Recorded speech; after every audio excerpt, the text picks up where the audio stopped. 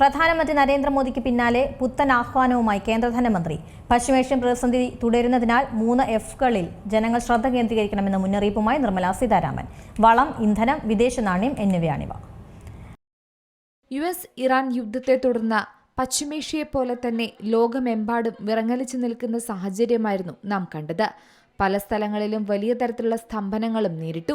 യുദ്ധത്തിന്റെ പശ്ചാത്തലത്തിൽ പല നിർദ്ദേശങ്ങളും വിവിധ രാജ്യങ്ങൾ ഉന്നയിക്കുകയും ചെയ്തിട്ടുണ്ട്. പ്രധാനമന്ത്രി നരേന്ദ്രമോദിയും അത്തരത്തിൽ ആഹ്വാനം നടത്തിയിരുന്നു.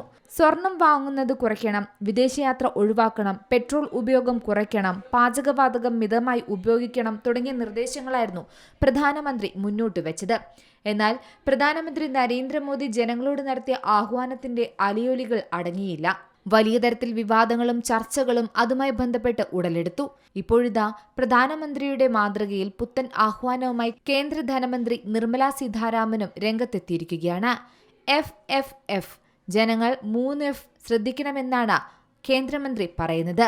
അതായത് വളം, ഫെർട്ടിലൈസർ, ഇന്ധനം, ഫ്യൂവൽ, വിദേശ നാണ്യം, ഫോറക്സ് എന്നിവയാണ് ഈ Fകൾ. ഇറാൻ അമേരിക്ക സംഘർഷം ആഗോള വിപണിയെ തകിടം മറിച്ചിരിക്കുകയാണ്. രാജ്യം വിലക്കയറ്റ ഭീഷണി നേരിടുന്ന സാഹചര്യത്തിൽ ഇന്ധനം, വളം, വിദേശ നാണ്യ ശേഖരം എന്നീ 3 Fൽ ജനങ്ങൾ അതീവ ശ്രദ്ധ പുലർത്തണമെന്നാണ് മന്ത്രി പറയുന്നത്. മുംബൈയിൽ നടന്ന ഒരു പരിപാടിക്കിടെയാണ് ധനമന്ത്രി ഇത്തരത്തിൽ കാര്യങ്ങൾ അവതരിപ്പിച്ചത്. ഇന്ധനം, വളം എന്നിവയുടെ വില കുത്തനെ കൂടിയിട്ടുണ്ട്. ചരക്കു വരവ് തടസ്സപ്പെടുകയും ചെയ്തിട്ടുണ്ട്.